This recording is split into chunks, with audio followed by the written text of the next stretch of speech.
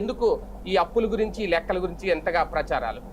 ఇద్దరు చెప్పింది నిజమే, కాకపోతే దాన్ని విశ్లేషించే కోణంలోనే వైఫల్యం ఉంది. ఇప్పుడు ఇంకెవ్వరిది అక్కర్లేదు, ఈనాడు రాసినటువంటి లెక్కే ఇప్పుడు మన ఎదురుగుండా కనబడుతున్నది ఏంటి? బహిరంగ మార్కెట్ రుణం 3,66,584 కోట్లు. అవును, ఇది ఎప్పటిది? జగన్ వచ్చాక తీసుకున్నప్ప కాదు, టోటల్గా ఉన్న అప్పు మొత్తం ఏది రాష్ట్ర విభజన చంద్రబాబు గారు ఆ తర్వాత కలిపి 3,66,564 కోట్లు. కేంద్ర ప్రభుత్వం నుంచి తీసుకున్న అప్పులు 28,138 కోట్లు.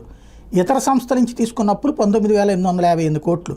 చిన్న మొత్తాల పొదుపు ద్వారా తీసుకుంది 6,639 కోట్లు. పిఎఫ్ మొత్తాలకు వచ్చినటువంటి డబ్బులు 29,791 కోట్లు.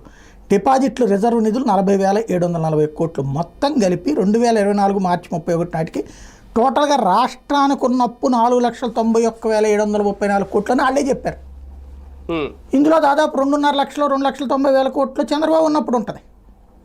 నెంబర్ 1. నెంబర్ 2, కార్పొరేషన్ల ద్వారా తీసుకున్న రుణాలు 2,48,677 కోట్ల రూపాయలు.